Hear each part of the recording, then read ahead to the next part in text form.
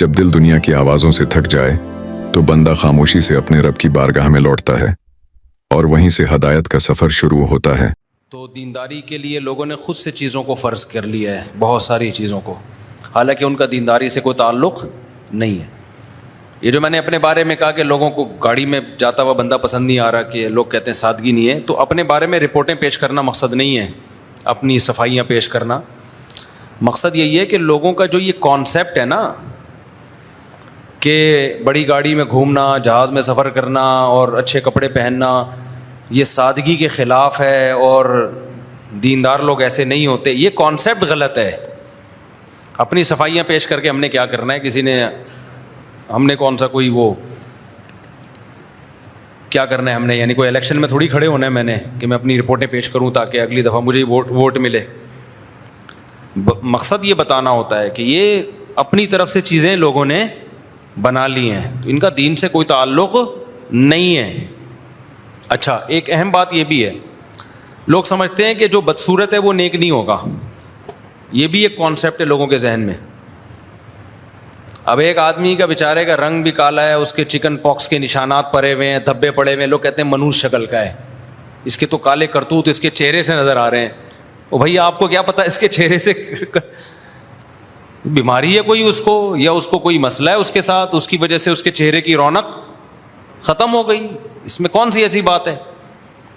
अब कोई बीमार होगा, उसके मुंह पे निशानात पड़ गए, धब्बे पड़ गए, तो वो चेहरे पे कहाँ से रौनक लेकर आएगा? ऐसी कोई क्रीम है कि वो धब्बे दाग मिटा दे उसके? इससे भी बढ़कर ये देखो, हज़रत बिलाल से ज़्यादा कोई नेक हो सकता है? तो हज़रत बिलाल तो खूबसूरत नहीं थे, वो तो हबशी ग़ुलाम थे, मोटे होंठ थे, उनका रंग उनका स्याह था। इससे भी बढ़कर ये कि जब कोई मर जाता है ना, तो मरने के बाद भी लोग उसकी शक्ल देख के अंदाज़ा लगा रहे होते हैं कि जहन्नम में जाएगा या जन्नत में जाएगा। ये भी बहुत हो रहा है आजकल।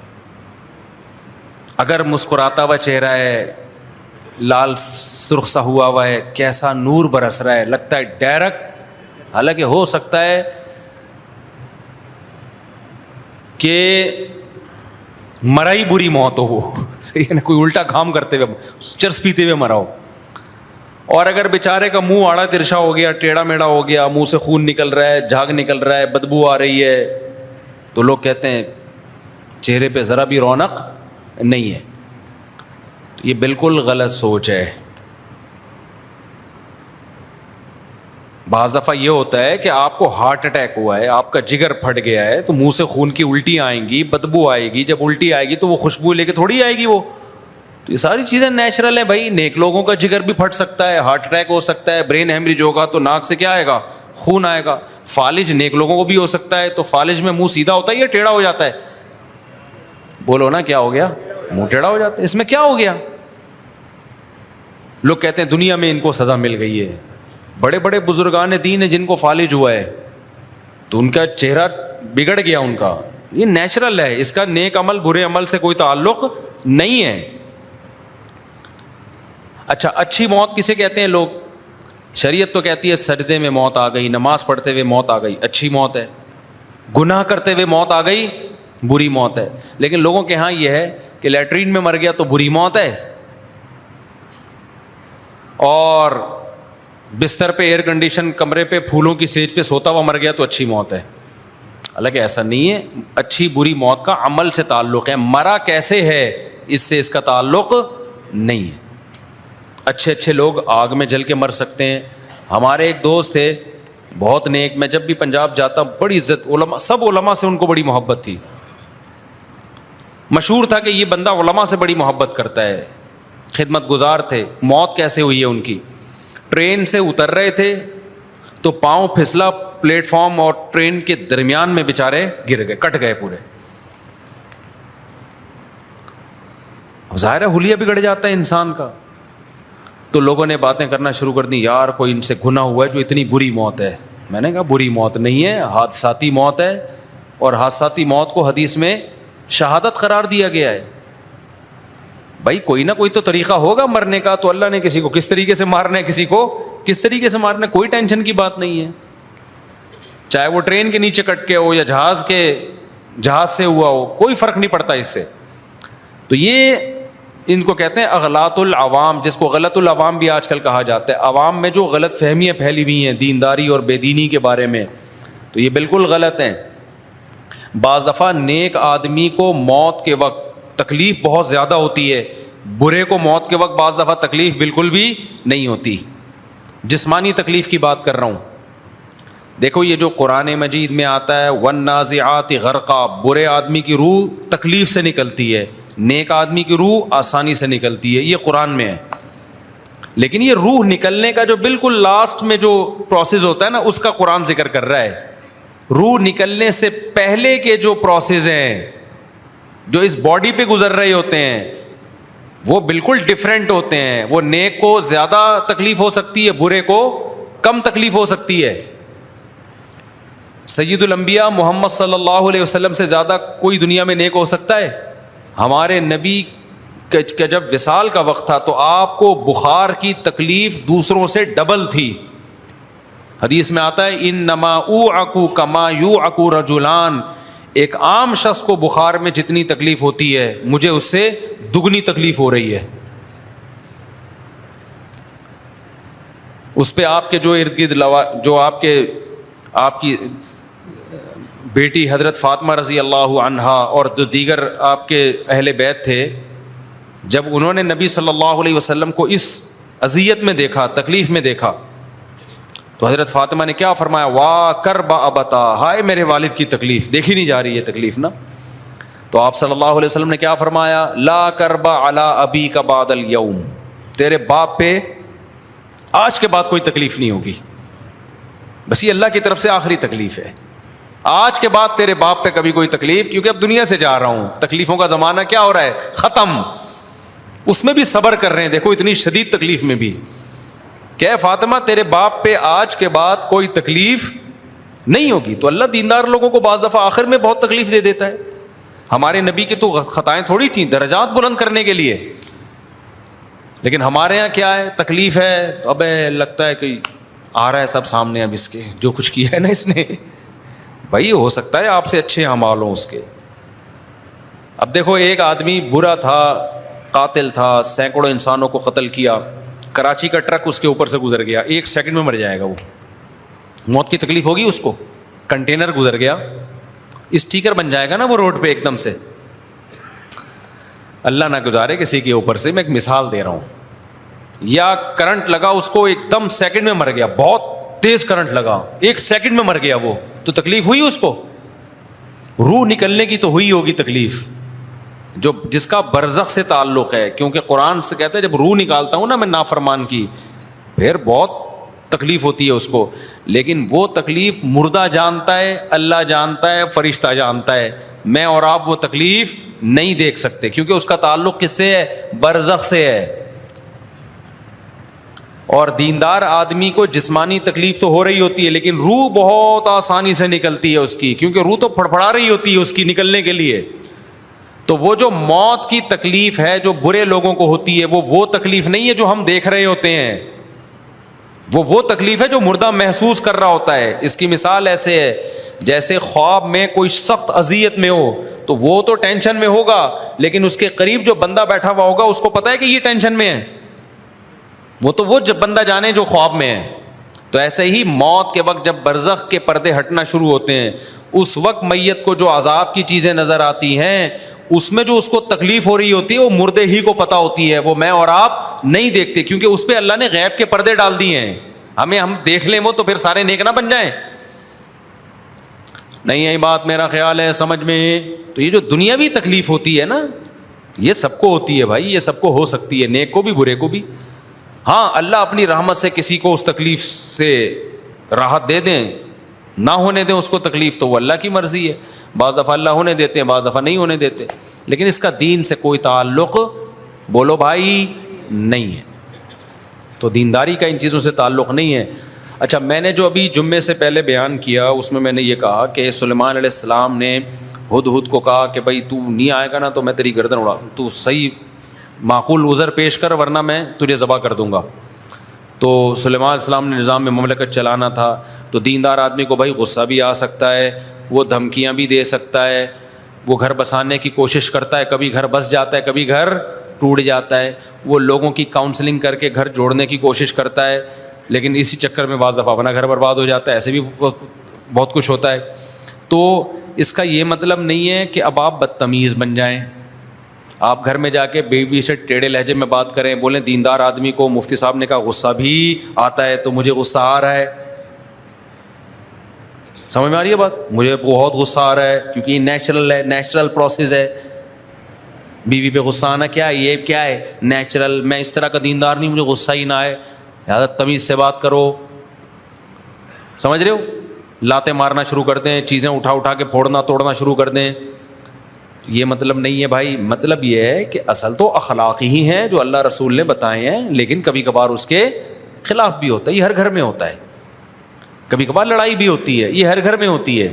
جن کے نہیں ہو رہی وہ اپنا دماغ کیا کرائیں, یا تو کوئی بہت ہی نیک ہیں جو آج کل ہوتے نہیں ہیں, یا پھر اس کا مطلب ہے کوئی ٹیکنیکل قسم کا. جہاں جذبات ہوں گے لڑائی ہوگی, جہاں جذبات لیس زندگی ہوگی وہاں میاں بیوی میں بڑھاپے میں پھڈا نہیں ہوتا. کبھی دیکھا دادا دادی بلا وجہ بیٹھ کے 90 سال میں لڑ رہے ہوں, بیٹھے ہوئے ہوتے ہیں آرام سے. وجہ کیا ہے؟ جذبات کیا ہو گئے, اب لڑ کے کیا کرنا ہے بھائی. جہاں محبتیں ہوں گی لڑائیاں بھی ہوتی ہیں, پڈے بھی ہوتے ہیں, جھگڑے بھی ہوتے ہیں. تبھی تو گوروں میں آپس میں لڑائی نہیں ہوتی, کیونکہ محبت ہی نہیں ہے. لوگ کہتے ہیں یورپ امریکہ میں بالکل لڑائی نہیں ہے, ایکچولی سب رسپیکٹ دے رہے ہیں ایک دوسرے کی, آئیے تھینک یو, اس طرح کا سیٹ اپ چل رہا ہے. ابے تمہارے بچا کیا ہے تمہارے پاس لڑنے کے لیے؟ میرے سامنے نا گورے کی تعریف کرنے سے پہلے 100 دفعہ سوچا کرو, بلا وجہ نہیں. کچھ ہے ہی نہیں نا. اس کی مثال ایسے جیسے عربوں میں ایک تکبر ہے قوم پرستی کا, یہ نظر آتا ہے. نحن العرب, ہم عرب ہیں. لوگ کہتے ہیں گوروں میں یہ نہیں ہے. گوروں میں قومیں کہاں ہیں؟ سارا سیٹ اپ ہی برباد ہو گیا.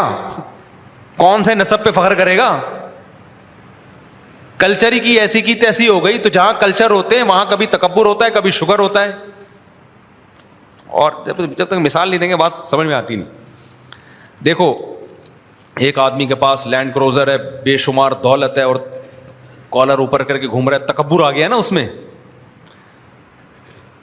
تو ایک غریب آدمی کہہ رہا ہے جس کے پاس کھانے کو روٹی نہیں ہے, رکشا بھی نہیں ہے, وہ کہہ رہے میرے اندر تکبر نہیں ہے الحمدللہ, غرور تکبر میں نے کبھی بھی نہیں کیا. اور اس کو دیکھو, اس کے کالر اوپر کر کے گھوم رہا ہوتا ہے, تکبر ہے. تو لوگ کیا کہیں گے, تیرے پاس تکبر کے لیے ہے کیا؟ اس جیسی دولت ہوتی پھر تکبر نہ کرتا, ہم سلوٹ کرتے یار. تو گوروں کے پاس کچھ سسٹم ہی نہیں ہے, کوئی خاندان بچے ہی نہیں ہے, کوئی روایات سارے ایک جیسے اسکولوں میں پڑھتے ہیں, سارے ایک جیسے لا کو فالو کر رہے ہوتے ہیں. کوئی خاندانی روایات ہی نہیں ہے کہ ہماری پرمپرا ہے کہ بھائی بہنوں کو کھلاتے ہیں, شوہر بیویوں کو کھلاتے ہیں.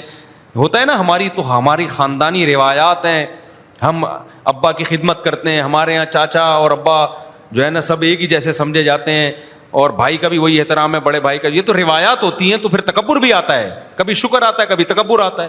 تو عربوں کا تو ایک روایات ہے بھائی, ایک مذہب ہے, خاندان ہے. اس میں جو نیک لوگ ہیں وہ شکر ادا کرتے ہیں, جو بگڑے ہوئے ہیں وہ تکبر میں آ جاتے ہیں. عربوں میں سارے متکبر بھی نہیں ہوتے, بہت سے متواضع بھی ہوتے ہیں. تو گورے کی مثال نا کمپیئر نہیں کیا کرو ان چیزوں میں, ان کی بیچاروں کے پاس کلچر بلچر ہے ہی نہیں. اب گوروں میں میاں بیوی میں بھی بہت کم جھگڑے ہوتے ہیں, پتہ ہے آپ کو, ہوتے ہی نہیں. جھگڑے کی کوئی چیز ہے ہی نہیں کم بختوں کے پاس. نہ گورے نے گیس کا بل دینا ہے, نہ بجلی کا بل دینا ہے, نہ بیوی کو چائے پلانی ہے اس نے اپنے خرچے پہ, نہ اس نے بچوں کی, بچے ہی نہیں ہیں تو بچوں کی ٹینشن کہاں سے ہو گئی. تو گھر میں سکون نہیں ہوگا میرے بھائی, کوئی ٹینشن نہیں ہے, کسی قسم کا کوئی ریلیشن ہی نہیں ہے. اچھا لوگ کہتے ہیں جب نہیں ہے ٹینشن تو پھر ہم بھی وہی بھائی لائف کیوں نہیں لے کر آئے, ہم بھی ٹینشن ختم کریں. او بھائی یہ خود بہت بڑی ٹینشن ہے کہ آپ کی محبتیں ہی ختم ہو گئی ہیں جو سکون کا ذریعہ بنتی. محبتیں سکون کا ذریعہ بنتی ہیں, ریلیشن سکون کا ذریعہ بنتا ہے. کچھ اس کے تھوڑے تھوڑے سائڈ افیکٹ بھی ہوتے ہیں. انہوں نے سائڈ افیکٹ ختم کرنے کے چکر میں ریلیشن ہی ختم کر کے, یہ خود ایک بہت بڑی ٹینشن. اس کی مثال ایسے ہے, ایک آدمی کھانا کھاتا ہے, اس کو پھر نیند آتی ہے, کہتا ہے یار فریش نہیں رہتا میرا دماغ کیونکہ میں کھانا کھاتا ہوں نا, اور پھر مجھے بیت الخلا بھی جانا پڑتا ہے, کبھی کبھار قبض بھی ہو جاتا ہے, کھانا ہی چھوڑ دو. تو قبض کی ٹینشن بھی ختم, جو بار بار نیند آ رہی تھی وہ ٹینشن بھی ختم. لیکن یہ کم ٹینشن ہے کھانا نہ کھانا, جو ہر وقت ایک ٹینشن رہے گی, ایک کھانے کی ضرورت رہے گی. 10 ٹینشنوں سے آپ نے اپنے آپ کو بچا کے ایک اتنی بڑی ٹینشن میں ڈال دیا کہ وہ تمام ٹینشنوں پہ حاوی ہے. انگریز کی زندگی ٹینشن فری ہے, لیکن کیوں ٹینشن فری ہے؟ اس لیے کہ ریلیشن اور محبتیں ختم. تو یہ خود ایک بہت بڑی ٹینشن ہے, کیونکہ انسان کو اللہ نے انڈیویجول نہیں بنایا رہنے کے لیے. انسان ان مخلوقات میں سے ہے جو جتھے اور گروہ بنا کے رہتے ہیں. ان میں باپ بھی ہوتا ہے, ماں بھی, خالہ بھی, پھوپھی بھی, نانی بھی, دادی بھی, بھتیجے بھی, بھانجے بھی, بہویں بھی, داماد بھی. اس میں گروپ میں اللہ نے انسان کو بنایا ہے. تبھی تو اللہ نے انسان کی نیچر بیان کی ہے, فجعلہ نسبا و صہرا. ہم نے تمہیں پانی سے بنایا اور ددیال اور ننیال والا بنایا, ہم نے تمہیں سسرال والا بنایا. تو یہ خدا نے بنایا ہے. اب جو ددیال ننیال سسرال والا نہیں ہوگا تو نیچر سے ہٹ گیا نا, وہ تو نیچر سے ہٹ کے سکون ملے گا یا یہ بے سکونی کی طرف جائے گا؟ وہ کیا ہو گیا بھائی جان؟ تو نیچرل لائف تھوڑی رہی ہے اس کی. پھر وہ تو ایک انسان ہے بس, نہ اس کا کوئی ریلیشن ہی نہیں ہے, کوئی قربانی کا جذبہ ہی نہیں دوسرے کے لیے. تو انگریز کی میاں بیوی سے کس بات کی لڑائی ہو؟ ہاتھ تک ہوتی پھر بھی ہے, کمال کی بات یہ ہے. لڑنے کے لیے کچھ بھی نہیں ہے, پھر کس بات پہ لڑ رہے ہو یار؟ ہمارے ہاں لڑائی ہو تو سمجھ میں آتا ہے. وجہ اس کی ہے کہ ریلیشن ہے, اور صرف خالی پیلی کی آئی لو یو نہیں ہے, بلا وجہ کا ریلیشن. گورے بھی ویلنٹائن ڈے پہ اپنی محبوبہ کو پھول پیش کرتے ہیں. ہماری یہاں خواتین کو شکایت ہوتی ہے میرا میاں پھول نہیں پیش کر رہا. بھائی اس کو اپنی محبت کے ثبوت کے لیے پھولوں کی ضرورت بولو نہیں. وہ اس سے زیادہ ایک ویلڈ ثبوت پیش کر رہا ہے, بہت اسٹرانگ ثبوت پیش کر رہا ہے کہ تم میری سچی مچی میں وائف ہو. اس کا ثبوت یہ تھا اس نے مہر, اس نے گھر کا انتظام کیا. گیس بجلی کا بل کون دے رہا ہے؟ تمہارا. پھر وہ ابیوزو لینگویج آ جائے گی, بیگم کو کہتے ہیں تمہارا باپ دے رہا ہے, لیکن یہ بالکل مناسب نہیں ہے اس اسٹائل میں بات کرنا. بچے پریگننسی کے پہلے دن سے لے کے بچے کی ولادت اور جب تک بڑا نہیں ہو جاتا, ساری ٹینشن کون اٹھا رہا ہے؟ باپ اٹھا رہا ہے. آخری دن تک, حتیٰ کہ بیٹیوں کی شادی کے بعد کی ٹینشن بھی اٹھا رہا ہے وہ, کہ داماد صحیح سلوک کر رہا ہے کہ نہیں کر رہا. اور کیا ثبوت چاہیے بھائی؟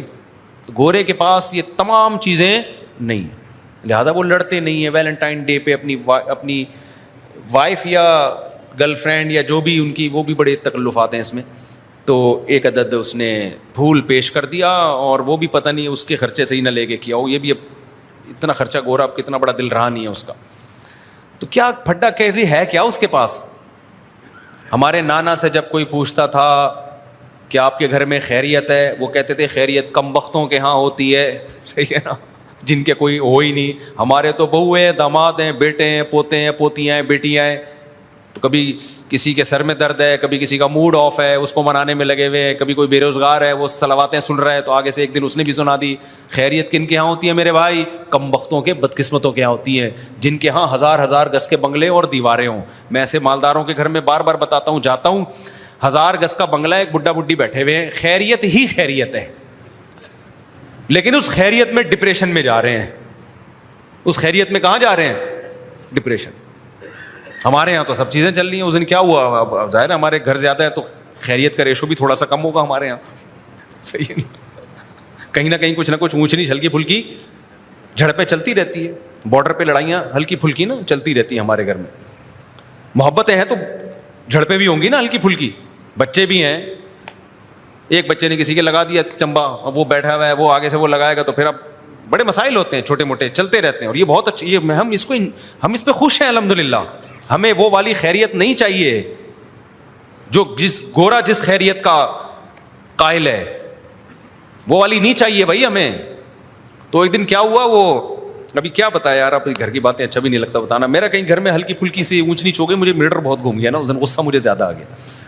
میں نے کہا یار اب میں گھر میں رہا تو پھر لڑائی ہو جائے گی, تو گھر سے شارٹ ہو جاؤ. بہتر یہی ہے, کہاں چلے جاؤ؟ گھر سے نکل جاؤ. سب سے بہتر طریقہ یہی ہوتا ہے, میاں بیوی میں کہیں اونچ نیچ ہو جائے تو گھر سے نکل جاؤ. میں گھر سے نکل گیا, کہاں جائے بھائی, دوسرے گھر میں چلا گیا. اچھا, جب غصے میں آدمی ہوتا ہے تو اس کو چھوٹی بات بہت بری لگتی ہے. دوسرے گھر میں کوئی چھوٹی سی بات تھی جو زیادہ بڑی نہیں تھی, لیکن میری مرضی کے خلاف تھی وہ, تو میں چونکہ غصے سے آیا تھا تو مجھے وہ چھوٹی بات لگی بری, تو میں نے ڈانٹ دیا ذرا زور سے. حالانکہ وہ اتنی ڈانٹنے کی بات نہیں, غصہ پہلے ادھر آیا ہوا تھا, تو میں نے کہا پارسل کرو نا, کہیں نہ کہیں تو نکالو اس کو. اچھا, مجھے اندازہ ہوا کہ یار یہ تھوڑا میں نے کیا کر دیا ہے, یہ اتنا بنتا نہیں تھا, لیکن میں چونکہ خود غصے میں تھا تو میں نے وہ پارسل کر دیا. اب میں نے کہا اب یہ نئی جنگ یہاں پہ جھڑپیں نہ شروع ہو جائیں کہیں, یہاں سے بھی کیا کرو, موو کرو فوراً. گورے کو یہ باتیں سمجھ میں نہیں آئیں گی. ہم وہاں سے نکلے, اب تیسرے گھر میں جاؤ تو ایسا نہ ہو کہ وہاں کچھ اور ہو, تو میں نے کہا دفتر ہی سب سے بہتر ہے, آفس. مجھے غصہ بہت شدید آیا ہوا تھا نا, یہ پرسوں ترسوں کی بات ہے. میں اس غصے کی کنڈیشن میں آیا آفس. جیسے ہی آفس میں گھسا ہوں, ایک صاحب بیٹھے ہوئے ہیں, یہ دارالعلوم کرنگی سے 2 علماء آئے ہیں آپ سے ملاقات کے لیے. اب بے وقت کوئی بندہ آئے نا, اس سے آدمی کو, اور مجھے تو بہت زیادہ غصہ آتا ہے کہ میں ریلیکس ہونے کے لیے آیا ہوں اور ابھی میرا دماغ نارمل کنڈیشن میں نہیں ہے, اچانک 2 بزرگ شخصیات ملاقات کے لیے آ جائیں تو آدمی پہلے نارمل ہوتا ہے تو بات کرتا ہے نا کسی سے. لوگ تو وہ تو بیچارے مولانا تھے, اب کیا کہہ سکتا ہوں میں, بزرگ نہیں تھے, نوجوان مولانا تھے وہ. میں نے کہا یار ان کو سناؤ ٹائٹ قسم کی نا, کہ بھائی آپ پہلے ٹائم لے لیتے, آدمی ہر وقت ایک جیسی حالت میں نہیں ہوتا, بے وقت آپ آ کے ٹپک گئے. اب میں جیسے ہی اندر گھسا ہوں تو بندے نے بتایا کہ یہ 2 آئے ہیں آپ سے ملاقات کے لیے. اب میں پھیکی تکلف والی مسکراہٹ, السلام علیکم, آپ سے مل کے دل تو چاہ رہا تھا کہ بالکل بھی خوشی نہیں ہوئی ہے, کیونکہ میں تو آیا ہوں تھوڑا, جتنا بھی غصہ آ رہا ہو نا, اصول یاد رکھو, گھر سے نکل جاؤ, آدھا 1 گھنٹے بعد آدمی نارمل ہو جاتا ہے. غصے کی کنڈیشن میں وہاں رہنا بہت خطرناک ہے. یہ میرا تجربہ ہے, ہمارے سے زیادہ کس کا تجربہ ہوگا, آپ کا ایک کا تجربہ ہوگا, ہم نے تو بہت سارے تجربے ہیں ہمارے پاس, ہول سیل کے حساب سے تجربے ہیں. میں تو تجربہ سینٹر کھولنا چاہ رہا ہوں اب, حقیقت ہے. اس کا اصول یہ ہے کہ غصے میں, کیونکہ آدمی جتنا بھی نیک ہو, ہم تو کوئی بہت نیک بھی نہیں ہے, بہت نیک تو دور کی بات, ہم تو کوشش کر رہے ہیں نیک بننے کی, تو ہم جیسوں کو تو بھائی سیدھی سی بات ہے, آدمی ڈر جاتا ہے, اپنے اوپر کبھی اعتماد نہیں کرنا چاہیے, غصے میں کبھی صحیح فیصلے ہوتے ہیں انسان سے. تو میرا تو اصول ہے, زیادہ آ رہا ہے گھر سے نکلو بھائی, جاؤ باہر جا کے بیٹھو, تو ریلیکس ہو جاتا ہے, پھر اس کے بعد نارمل کنڈیشن میں آتا ہے. اور یہ ہر شخص پر ہوتی ہے, کوئی ایسا نیک دنیا میں نہیں ہے کہ جی وہ غصہ ہی نہ آتا ہو, بالکل ریلیکس ہی رہتا ہو, ایسا کچھ نہیں ہوتا. اگر کوئی ایسا بول رہا ہے تو پاگل ہے, وہ نیک نہیں ہے. تو میں نے کیا کیا, میں جب دفتر میں آیا ہوں تو 2 بیٹھے ہوئے, پگڑی بھی باندھی ہوئی, داڑھی بھی ان کی, آپ سے ملاقات کے سلسلے میں حاضر ہوئے ہیں.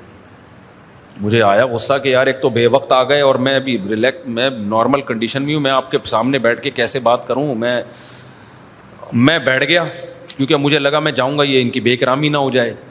تو مجھے خیال ہوا کہ یار اگر میں بیٹھا رہا تو بے اکرامی کا زیادہ خطرہ ہے. الٹی بات کر دی نا انہوں نے, تو میں ان کو پارسل کر دوں گا جواب ٹکا کے. ابھی میں نارمل نہیں ہوں. میں نے ان سے کہا مجھے ایک بہت ضروری کام ہے. بڑی مشکل سے اپنے آپ پر قابو کیا, میں نے بالکل نارمل, تاکہ ان کو پتہ نہ چلے. میں نے کہا مجھے ایک بہت ضروری کام ہے, آپ بیٹھے, میں آتا ہوں. ان کو بٹھا کے, وہ جو بیچارے گارڈ ہیں نا ہمارے, ان کے کمرے میں جا کے میں بیٹھ گیا آرام سے. آدھا پونے گھنٹے میں جب میں ریلیکس ہوا, اپنے آپ کو ذرا میں نے مصروف کیا دوسرے کاموں میں, یوٹیوب پہ کوئی ویڈیو دیکھی, کوئی پرینک دیکھا, کوئی مزاحیہ, آج کل عجیب عجیب چیزیں آ رہی ہیں مارکیٹ میں. تھوڑا جب میں ریلیکس ہو گیا اور مجھے اندازہ ہو گیا کہ اب وہ بالکل آثار ختم ہو گئے ہیں, پھر میں نے ان کو بلایا. کس سلسلے میں حاضر ہوئے, اب آپ سمجھو, یہ بڑا مزیدار واقعہ ہے. ان میں سے ایک مولوی صاحب, نوجوان مولوی صاحب, انہوں نے کہا میں دوسری شادی کر کے پھنس گیا ہوں, اس سلسلے میں حاضر ہوا ہوں. میں نے سوچا اس کو میں کیا سمجھاؤں کہ میں ابھی پھنسا ہوا, تو ابھی تو نکلا ہوں میں تھوڑی دیر پہلے. ابھی میں خود پھنسا ہوا تھا. یہی تو ہوا ہے میرے ساتھ. ایک میں کیا ٹینشن ہے بھائی, یہ مسائل تو 2-3 جب ہوں گی تو کچھ نہ کچھ تو ہوگا نا. کیا خیال ہے, ایک والے کو کیا پتا ہے یار, جب 2-3-4 ہوں تو کچھ نہ کچھ تو بھائی. جب شہد کے چھتے میں منہ دھو کے شہد پیو گے تو مکھیاں کیا کریں گی, کاٹیں گی. مجھے ہنسی آ گئی نا اس کی بات پہ. میں نے کہا اگر اس کو میری کنڈیشن کا پتا ہوتا نا کہ تو میرے سے اصلاح لینے کے لیے آیا ہے, میں خود پھنسا ہوا تھا. کہہ رہے تھے میں پھنس گیا ہوں, کہہ رہے میں نے ابھی کی ہے اور میں کیا کر گیا ہوں, پھنس گیا ہوں میں تو. اور بیوہ سے کی ہے, اس کے بچے بھی ہیں, تو میری پہلی بیوی نے ناک میں دم کیا ہوا ہے, اور یہ ہوا اور وہ وغیرہ وغیرہ نا. تو مجھے ہنسی آ گئی نا اس کی بات پہ. میں نے اس سے کہا کہ یار, یعنی اس سے کہا نہیں میں نے کہا اور ڈر جائے گا بیچارہ. تو دل میں میرے یہ تھا کہ میں خود پھنسا ہوا تھا, ابھی تھوڑی دیر پہلے میں نکلا ہوں, ورنہ میں تو آدھے گھنٹے سے تو پھنسا وہی تھا نا میں. اچھا, تو کہنے لگے مجھے کیا کرنا چاہیے. میں نے پھر اس سے پوچھا. اب دیکھو, میں اگر غصے کی کنڈیشن میں ان کو مشورہ دینا شروع کر دیتا تو صحیح مشورے نہیں دیتا. نارمل کنڈیشن میں آ گیا, اس لیے میں کہتا ہوں جب بھی آؤ نا ٹائم لے کے آؤ. ہر وقت ہر آدمی اس موڈ میں نہیں ہوتا کہ آپ اس کے سر پہ کھڑے ہو جاؤ. لوگ بہت زیادہ اصرار کر رہے ہوتے ہیں. جا رہا ہے آدمی تھکا ہوا ہے اور لوگ کھڑے ہو جاتے ہیں, نہیں آپ سے ملنا ہے, میں لانڈی سے آیا ہوں, میں فلاں جگہ سے ہوں. بھائی اب میں انسان ہوں یار, تو میں کیسے, ہو سکتا ہے میں کوئی غلط بات کر دوں آپ سے غصے میں. تو ہر آدمی کی ہر وقت ایک جیسی کنڈیشن نہیں ہوتی. تو پھر میں نے کہا آپ بتائیں کیا کہانی ہے. انہوں نے بتایا کہ جی میں نے تو بچوں والی بیوہ سے شادی کی ہے, میرے تو یہ ہو گیا, ہائے میرا تو یہ ہو گیا, فلانا ہو گیا. میں نے کہا ٹینشن لینے کا ہے ہی نہیں. کہہ رہے اب کیا کروں میں نے کہا اب آپ سب کو بتا دو میں نے کر لیے. کسی کے باپ میں طاقت ہے نا, جو اکھاڑنا ہے کیا کرے اکھاڑ لے. ایسی کی وہ بیچارے نا ٹھٹرے ہوئے, گھبرائے ہوئے, ایسے لگ رہا تھا کہ قتل کر کے آئے ہیں اور پولیس پیچھے پڑی ہوئی ہے. میں نے کہا دیکھو آپ نے کام زندگی میں ایک ہی دفعہ بھی کیا ہے خاندانی. تو کہہ رہے ہیں اب ہوگا کیا. میں نے کہا اب ہوگا یہ کہ یہ ٹینشن رہے گی 6 مہینے. 6 مہینے کیا رہے گی ٹینشن. کہتے ہیں پھر کیا ہوگا. میں نے کہا پھر آپ کو ٹینشن کی عادت ہو جائے گی.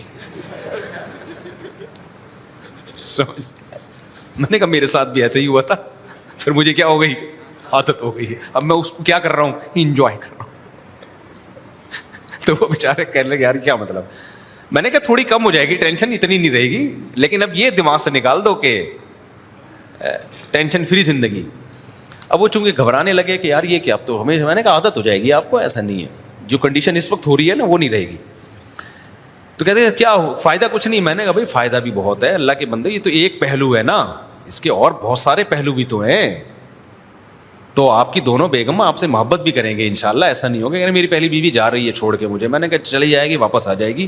اس کو آدھا میاں جانے سے غم ہو رہا ہے تو پورا میاں کیسے کسی کو دے سکتی ہے وہ.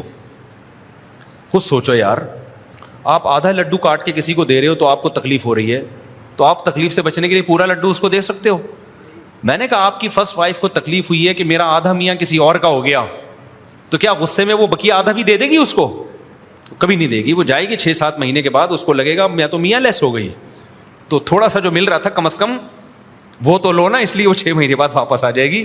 یہ انشاءاللہ میں آپ کو امید دلاتا ہوں ایسا ہوتا ہے, وہ 6-7 مہینے میں آ جائے گی واپس انشاءاللہ.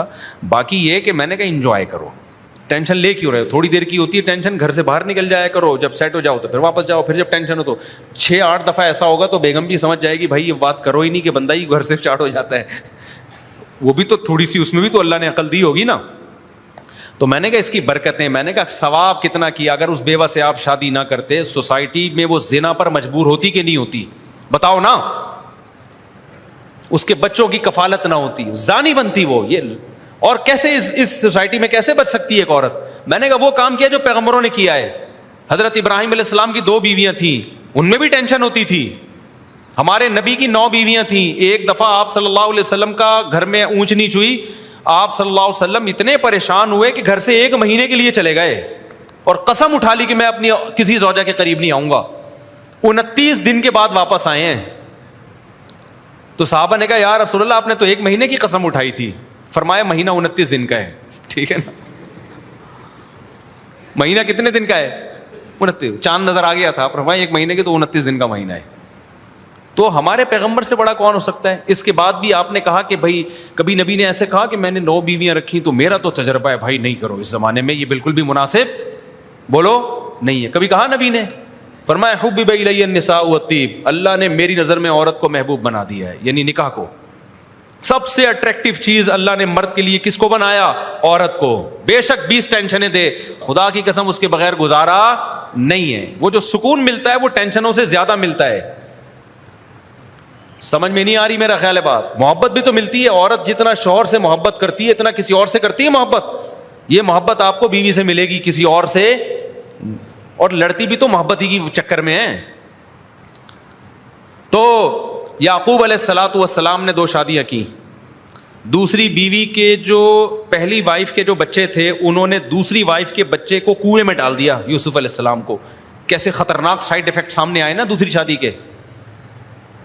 کیا ہو گیا بھائی آپ لوگوں کو؟ یعقوب علیہ السلام کی جو پہلی وائف کے بچے تھے انہوں نے دوسری وائف کے بیٹے کو سوتیلے بھائی کو اٹھا کے کہاں ڈال دیا؟ کنویں میں. کس قدر خطرناک سائڈ افیکٹ سامنے آیا نا دوسری شادی کا. تو کبھی ملتا ہے میں یعقوب علیہ السلام نے اپنے بچوں کو کہا ہو کہ بھائی میرا تو تجربہ بہت خطرناک رہا, تم لوگ یہ کام نہ کرنا, سوتیلے بھائی ہوتے ہیں ان میں جیلیسی میں پتہ نہیں کیا کیا ہو جاتا ہے. نا نا نا نا, یعقوب علیہ السلام نے اس کے بعد بھی ایک اور نکاح کیا ہے. جب یوسف علیہ السلام گم گئے تھے تو پھر بھی ایک نکاح کیا, اور آگے ان کی اولاد میں موسیٰ علیہ السلام پیدا ہوئے, انہوں نے 4 شادیاں کی. انہوں نے یہ نہیں کہا کہ میرے دادا یعقوب علیہ السلام نے 2 کی تھیں, اس کے کتنے سائڈ افیکٹ سامنے آئے تھے تو میں تو اب ایک ہی کروں گا. انہوں نے بھی 4 کی. تو یہ تمام سائڈ افیکٹس کے ساتھ ہی یہ عمل کیا ہے؟ سنت. اسی میں اللہ نے برکت رکھی ہے, ان تمام ٹینشنوں کے ساتھ. اور یہ چھوٹی ٹینشنیں ہیں, یہ آپ کو بڑی ٹینشنوں سے بچاتی ہیں. نہیں آئی بات سمجھ میں تو کر کے دیکھ لو, اور تو دیکھو پھر آپ کو لگے گا کہ یار اس میں فائدے زیادہ ہیں, ورنہ وہی خیریت ہے. پھر دیکھو بالکل ٹینشن فری تو ایک بھی نہ کرو پھر شادی, وہ پھر گورے والی لائف ہے. تو کوئی جھگڑا نہیں ہوتا ان کا, کوئی پڈا نہیں ہوتا, لیکن لٹکتے ہیں بیچارے ڈپریشن میں جا کے آخر میں. خودکشیوں کے ریشو بہت ہیں زندگیوں میں, کسی کو کسی پہ وہاں اعتماد نہیں ہے. اب جو لبرل طبقہ ہمارا وجود میں آ رہا ہے نا, شادی کر کے بھی بیوی پہ اعتماد نہیں ہوتا, پتہ نہیں کہاں کہاں چکر چل رہا ہے. عورت کو شوہر پہ اعتماد نہیں ہوتا, پتہ نہیں کہاں کہاں چکر چل رہا ہے اس کا. تو میں نے وہ جو بیچارے نے بیوہ سے کی ہے نا, میں نے ان کو بڑی حوصلہ دلایا. میں نے کہا آپ نے جنت کما لی بھائی اپنے لیے, باقی یہ موسٹ وانٹیڈ لکھ دو اپنی بائک کے پیچھے, کیونکہ جو آپ کو لوگ جب ٹینشن دیں اور آپ ٹینشن لینا شروع کر دو نا تو لوگ اور زیادہ دیتے ہیں. تو میں نے کہا ہمیشہ ٹینشن دینا سیکھو, لینا مت سیکھو. ان کو میں نے ایسے حوصلہ دلایا. کہنے کیسے؟ میں نے کہا اب آپ نے جب کی ہے, لوگ آپ کو برا بلا کہہ رہے ہیں, ہائے چھوٹے چھوٹے بچے پہلی کے, ان پہ ترس نہیں آیا, اور ہائے ہائے یہ ہے نا, ہائے ہائے یہ ہائے ہائے بہت کر رہے ہوتے ہیں. تو میں نے کہا گریبان کھولو اور آپ بولو کہ میں بندہ ہی ٹھیک نہیں ہوں, کیونکہ لوگ آپ کو برا کہیں گے, آپ جاؤ گے ڈپریشن میں کہ میں برا ہو گیا, میں اتنا برا آدمی ہوں. تو آپ بولو بھائی میں نے کب کہا کہ میں نیک آدمی ہوں, میں تو بہت ہی برا آدمی ہوں. لوگ آپ کو کہیں گے ٹھرکی, کیا کہیں گے؟ آپ بولو بھائی ہم تو ٹھرکی ہیں, ہم تو برے ہیں. ہمارے ایک دوست تھے اس کلاس فیلو, تو وہ سید تھے.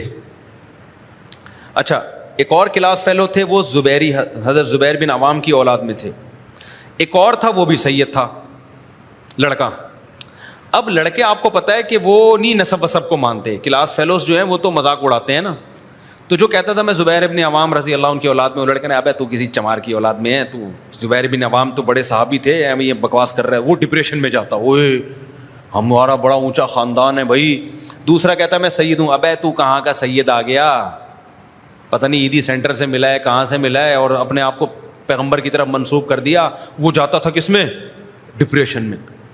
تیسرا بڑا ٹائٹ تھا, وہ میں نہیں تھا, پہلے میں یہ بتا دوں, کیونکہ میں تو سید نہیں ہوں بھائی. وہ بھی سید تھا.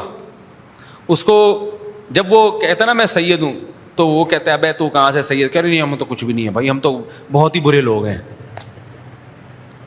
ہم تو برے لوگ ہیں بھائی, ہمارا تو کوئی نسب ہی نہیں ہے.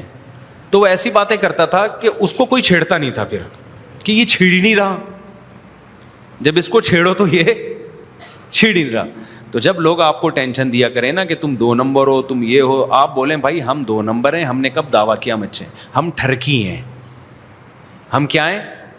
میں نے جب دوسری شادی کی نا تو بہت لوگوں نے کہا ٹھرکی ہے. میں نے کہا میں اتنا ٹھرکی ہوں کہ تیسری بھی کروں گا, میں تو بہت ہی برا آدمی ہوں. تو لوگوں کے تانوں میں آ کے اگر آپ گھبرانا شروع کر دیا نا تو لوگ کچا چبا کے مار دیں گے, آپ کو بتا دوں میں. ایسا عزت پھر بھی نہیں دیں گے, یہ بتا دوں میں, عزت پھر بھی نہیں ملے گی آپ کو. تو جو آپ کو سمجھ میں آ رہا ہے کرتے چلے جاؤ, لوگوں کی پرواہ مت کرو. لوگ کہتے ہیں نہیں چور ہے, فلانا ہے, ڈمکانا ہے.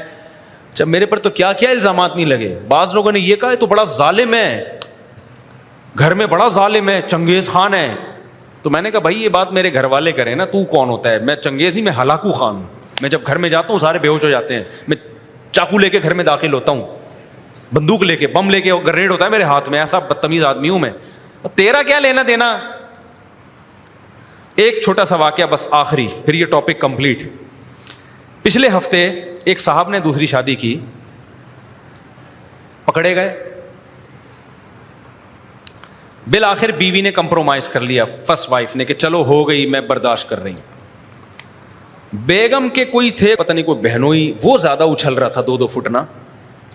اب جب بیگم نے کمپرومائز کر لیا ہے, فرسٹ وائف نے مان لیا ہے, تو وائف کا بہنوئی اس کا کوئی حق بنتا ہے بھائی بتاؤ نا. بیگم نے کمپرومائز کر لیا, چلو بھائی کر لی ہے, مجھے تکلیف تو ہوئی ہے لیکن اب چلو بس ٹھیک ہے زندگی گزارتے ہیں. بیگم کو کا ریئیکشن سمجھ میں آتا ہے, اس کو تو میں کہتا ہوں برداشت کرو, بیچاری کو تکلیف ہوئی ہے, اس سے بدماشی سے بات مت کرو. آپ نے جب دوسری کی نا اور بیگم رو رہی ہے تکلیف, تو پھر بدماشی نہ دکھاؤ, دیکھتا ہوں میں تیسری بھی کر کے دکھاؤں گا, یہ بے موقع ہے. یہ بدماشی کیا ہے, اس کا زخم صحیح زخم ہے. عورت کو شوہر سے محبت ہوتی ہے بھائی, وہ محبت ڈیوائڈ ہوتے ہوئے بہت مشکل ہوتا ہے اس کے لیے برداشت کرنا, تو اس کو بدماشی نہ دکھاؤ کہ میں تو ایک اور کروں گا, نہیں یہ بے موقع بات ہے. اس کو بتاؤ بیگم کیا کروں میں, مفتی صاحب کے بیان میں بیٹھتا تھا, ہو گئی غلطی ہو گئی. اس کو تو یہ بتاؤ مجھے تم سے بہت محبت ہے, اور ہونی بھی چاہیے. اس کو ٹائم بھی زیادہ دو شروع میں, اس کے زخم پہ جو ہے نا مرہم کی ضرورت ہے. اس کو بدماشی سے نہیں, اس کو محبت دو, عزت دو, پہلے سے زیادہ پروٹوکول دو. کوئی پڑوسی آ رہا ہے لڑنے کے لیے, اس سے بدماشی دکھاؤ کہ تیرا کیا میں تو بدماشی سسرال میں نہیں دکھا رہا تھا, میں بدماشی اڑوس پڑوس میں دکھا رہا تھا جن کو تکلیف ہو رہی تھی دوسری شادی پہ. تو اب کیا ہوا کہ وہ مجھے اپنی پوری کہانی نا انہوں نے سنائی. یہ 1.5-2 ہفتے پرانی بات ہے. کہنے لگے کہ میں جو ہے میں برداشت کرتا رہا, بیگم تو میری مان گئی, اس کو میں نے محبت سے سمجھایا, لیکن وہ آئے تو وہ انکل تھے, وہ انکل بھی یعنی کوئی جوانی انکل تھے وہ, تو وہ یہ کہ وہ بہت زیادہ کر رہے تھے, بہت زیادہ. جب انہوں نے وہاں کہ تو مجھ سے ایک بہت بڑی غلطی ہو گئی. کہہ رہے میں نے غصے میں ان کے تھپڑ لگا دیا کھینچ کے. حضرت میرا بالکل ارادہ نہیں تھا تھپڑ مارنے کا, اور بس میں کیا کروں. اور پھر ایسے آنکھوں میں نمی, اس کے 1 گھنٹے کی کتھا سنائی ہے اس بندے نے, اور وہ تھپڑ کو فوکس کیا ہوا تھا اس نے کہ حضرت وہ میں نے بہت مجھ سے غلطی ہوئی, وہ میں نے ایک تھپڑ, میرا ارادہ نہیں تھا. میں نے کہا کم بخت 1 گھنٹے میں تو نے ایک ہی ڈھنگ کا کام کیا کہ اس کو تھپڑ مارا تو نے, اور اسی پہ تجھے ندامت ہو رہی ہے. اس بندے کو میں نے اس طرح سے سمجھایا. میں نے کہا اس پورے گھنٹے میں ایک کام آپ نے ڈھنگ کا کیا, میں کافی دیر سے انتظار کر رہا تھا کہ تھپڑ کیوں نہیں مار رہے آپ اس کو. 1.25 گھنٹے کے بعد جا کے آپ نے اس کو تھپڑ مارا, جو پہلے 1.25 گھنٹے پہلے مار لینا چاہیے تھا. جب تیری بیوی راضی ہے تو اتنا دور کا بندہ آ کے وہ تجھے سر پہ چڑھ رہا ہے, تو تو بول بھائی تیرا نہ لینا نہ دینا, نہ میں نے تیرے خرچے پہ کی ہے, نہ تیرا کوئی لینا دینا. تو کون ہوتا ہے مجھے سمجھانے والا؟ 2-4 منٹ سمجھاتا ٹھیک ہے, نہیں تو پھر کیا کرتا بھائی, نکل یہاں سے تو. میں نے کہا اس پورے 1 گھنٹے میں آپ نے ایک ہی تمیز کا کام کیا ہے, جو تھپڑ والا, اور اسی پہ آپ کو کیا ہو رہی ہے, ندامت. تو یہ آپ کا کام نہیں ہے. یہ 2 شادیوں کے لیے ضروری ہے کہ پہلے سے تھپڑ تیار کر کے رکھو. تھپڑ سے میری مراد ضروری نہیں تھپڑ ہو, یعنی ڈائلاگ آپ کے پاس ہونے چاہیے. وہ ڈائلاگ یہ ہونے چاہیے بھائی کی اپنے خرچے پہ.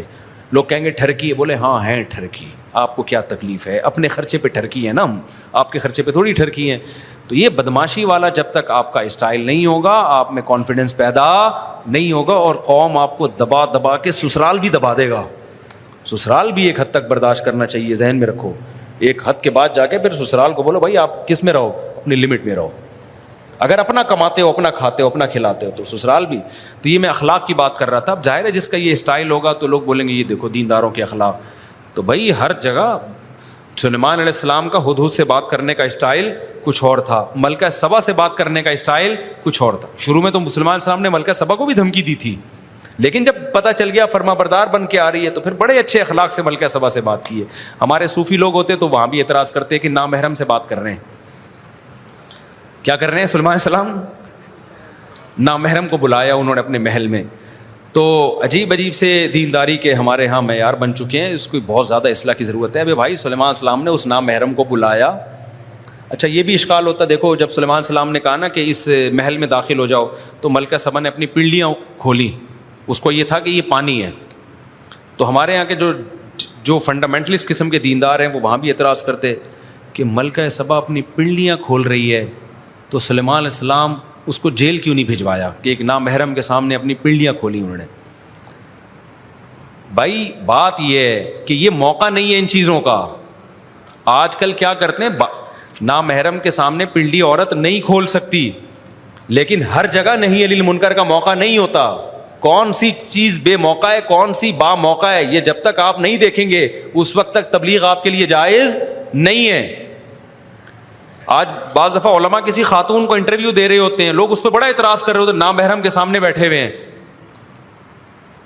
بھائی نامحرم کے سامنے بند کمرے میں جمع ہونا حرام ہے, نامحرم کے سامنے اوپنلی اگر کوئی بیٹھا ہے اور کسی مسلک سے بیٹھا ہے تو پردہ تو عورت پہ فرض ہے, مرد پہ تھوڑی فرض ہے پردہ. تو اس میں بھی لوگ بڑا اشکال کرتے ہیں. تو یہ سب چیزیں دین کے علم کی کمی کی وجہ سے. خیر بات بہت زیادہ لمبی ہو گئی, تو وہ خیریت کا ذہن میں رکھیں کہ گوروں کے ہاں جو خیریت ہوتی ہے نا, اس خیریت سے آپ بالکل بھی متاثر نہیں. دیکھو میں اس دن کتنی ٹینشن میں تھا, اگر میری شادیاں نہ ہوتی تو وہ ٹینشن نہیں ہوتی, لیکن میں آپ کو بتاؤں شادیاں نہ ہوتی تو یہ خوشی بھی نہ ہوتی جو آپ کو نظر آ رہی ہے. وہ ٹینشن کم ہے جو کبھی کبھار ہوتی ہے, جو انسان کو خاندان سے, جس کو ہندی میں پریوار کہتے ہیں, اولاد ملتی ہے, بیگمات ملتی ہیں, سسرالز ملتے ہیں, اور آپ کو ایک پورا ریلیشن ملتا ہے. یہ خوشیاں ان چند سائیڈ افیکٹ پہ بھاری نہیں بلکہ بہت زیادہ بھاری ہیں. اس لیے اسلام کے حکم کو فالو کرو. چھوٹی موٹی ٹینشنیں ہر گھر میں ہوتی ہیں, وہ چلتی رہیں گی ہمیشہ. سمجھتے ہو کہ نہیں سمجھتے ہو؟ ہیپی نیو ایئر منانا کیسا ہے؟ مسلمان کل کرسمس منا رہے ہیں, بالکل ناجائز ہے بھائی. پل صراط کب اور کہاں ہوگا؟ جہنم کے اوپر اللہ ایک پل بنائیں گے جو بال سے زیادہ باریک, تلوار سے زیادہ تیز ہوگا, اور یہ وہی صراط مستقیم ہے جس کو اللہ ایک شکل دیں گے, جس کو پل کی شکل دیں گے. وہی صراط مستقیم جس پہ ہمیں دنیا میں اللہ نے چلنے کا حکم دیا. تو جو جس رفتار سے دنیا میں چلے گا آخرت میں بھی اسی رفتار سے اس پل پہ سے گزرے گا وہ. اچھا بھائی مفتی صاحب, غیر مسلموں سے بھی حساب و کتابوں کا ہوگا؟ بھائی حساب و کتاب یہ تو کئی دفعہ جواب دے چکا ہوں. مفتی صاحب جنگ میں کون کون سے یہ کیا لکھا ہوا ہے, جنت میں کون کون سے جانور ہوں گے؟ کیا جنت میں ایک شخص کو ایک سے زیادہ حوریں ملیں گی؟ جی ہاں بھائی. جانور پتہ نہیں کون کون سے ہوں گے, یہ تو مجھے پتہ نہیں, ہوں گے کہ بھی نہیں ہوں گے اللہ ہی جانے. گھوڑے کا تو سنا ہے, تو کیا کرنا ہے آپ کو صحیح نا. اور حوریں زیادہ ملیں گی کیونکہ مرد کی نیچر ہے, یہ کیا کریں, ٹھڑک کہہ لیں, نیچر کہہ لیں. مفتی صاحب میں نکاح کرنا چاہتا ہوں, نکاح بھی آپ سے پڑھوانا چاہتا ہوں, نکاح میں کچھ وسائل درکار نہیں ہیں, گناہوں کے دلدلوں میں ہوں. جب آپ کے نکاح نہ کرنے پر وعیدیں سنتا ہوں تو اللہ کی قسم جہنم سے ڈرتا ہوں. دل سے دعا ہے بھائی. نبی صلی اللہ علیہ وسلم نے فرمایا جو نکاح کی کوشش کرے اس نیت سے تاکہ برائی سے بچے, حق علی اللہ عونہم, تو ان کی مدد اللہ نے اپنے اوپر لازم کر لی ہے. اور سورہ نور میں بھی ہے کہ وَلْيَسْتَعْفِفِ الَّذِينَ لَا يَجِدُونَ نِكَاحًا, جن میں نکاح کی استطاعت نہیں ہے, رشتہ نہیں مل رہا, تو برائیوں سے بچائیں اپنے آپ کو, اللہ اپنے فضل سے ان کو غنی کر دے گا. میری بیٹی کی تعلیم BSc ہے, اس کے رشتے کی ضرورت ہے, دعا کریں. دل سے دعا ہے جی اللہ تعالیٰ آپ کی بچی کو اچھا سا رشتہ دلائے. مفتی صاحب اللہ پاک آپ کو دین اسلام پر استقامت نصیب فرمائے. میں میاں والی سے خصوصی طور پر آپ سے ملنے کے لیے آیا ہوں. مسافہ ادھر ہی کر لو بھائی, میں بہت تھکا ہوا ہوتا ہوں جمعے کے بعد نا, اور رات کو میں سویا بہت کم ہوں, مجھے بعض دفعہ نیند نہیں آتی, وہ اس ٹینشن کی وجہ سے نہیں, وہ جو بھی میں نے واقعہ سنایا. ہاں بنا لے. بعض دفعہ یہ ہوتا ہے دماغ جو میرا چلنا شروع ہوتا ہے رات کے وقت, تو اوٹ پٹانگ قسم کے جو اسکالرز آ رہے ہیں نا, جو لوگوں کو غلط گائیڈ کر رہے ہیں, اتنے فتنے ہیں دنیا میں, چلو جلدی سے کھینچ لو, اتنے زیادہ فتنے ہیں نا, اور ایسے مذہبی اسکالرز لوگوں کو الو بنا رہے ہوتے ہیں. تو میں نے تو کوشش کی رات کو دیکھو ہی نہیں, کوئی نیٹ کلپ دیکھو ہی نہیں. تو پھر انسان کو غصہ آتا ہے کہ یار یہ, یعنی ہم بجائے اس کے کہ جو مسلمان ہیں ان کو ہم عمل پہ لے کر آئیں یا ان کی نظریاتی اصلاح میں لگے رہیں, ہم ان مذہبی اسکالرز کو سنبھالیں یا ان کو سنبھالیں ہم. تو ظاہر ہے انسان تو گوشت کا بنا ہوا ہے نا, وہ ٹینشن کی چیز پہ اس کو ٹینشن تو ہوگی. تو پھر وہاں میری نیند کیا ہوتی ہے, غائب ہوتی ہے. مفتی صاحب سمجھ میں نہیں آتا کہ کیا کروں, ذریعہ معاش کے لیے آپ کا بیان سن کر موبائل مارکیٹ میں موبائل بیچتا ہوں گھوم پھر کر, لیکن اس سے میرا گزارا نہیں ہوتا, گھر پر کچھ نہیں دے پاتا. آپ بتائیں کیا کروں, نوکری ملتی نہیں ہے, اپنا کام چلتا ہے بہت مشکلات سے. یار یہ آج کل نوجوانوں میں بے روزگاری بہت بڑھتی جا رہی ہے, اور اس کی ایک بہت بڑی وجہ یہ ہے کہ خواتین کو, لڑکیوں کو روزگار بہت مل رہا ہے. ایک شخص نے مجھے بتایا کہ میں یونیورسٹی میں میرا ایڈمیشن صرف اس چکر میں نہیں ہوا کہ لڑکوں کی سیٹیں پوری ہو چکی تھیں، باقی سیٹیں کس کو دی ہیں؟ لڑکیوں کو۔ اب کمانا لڑکی کے لیے زیادہ ضروری ہے یا لڑکے کے لیے؟ بتاؤ، یہ کامن سینس کی بات ہے نا۔ لیکن دھڑا دھڑ لڑکیوں کو گورنمنٹ روزگار دے رہی ہے، ان کو موٹیویٹ کیا جا رہا ہے، اس سے مردوں کا کیا ہو رہا ہے؟ بیڑا غرق۔ تعلیم کے دروازے بھی بند ہو رہے ہیں اور روزگار کے دروازے بھی مردوں پہ بند ہو رہے ہیں۔ اتنی ویکینسیز تھوڑی ہے آپ کے پاس کہ سب کو کھپا دو آپ، تو وہی بیڑا غرق ہو جائے گا تھوڑے دنوں میں جا کے سوسائٹی کا۔ تو اب یہی میں دل سے دعا ہی کرتا ہوں، اللہ آپ کو اچھا روزگار دے۔ مجھے پتا ہے کہ بے روزگاری کی ٹینشن مرد کے لیے سب سے بڑی ٹینشن ہے یہ۔ تو ایک مشورہ میں دے سکتا ہوں کہ دیکھو، کسی کام میں عار محسوس نہ کرو۔ ہمارے یہاں نوجوانوں کو مشورہ دیا جاتا ہے، بھائی تو اوبر چلا یار، 10 گھنٹے چلا لے، کچھ تو آئے گا نا۔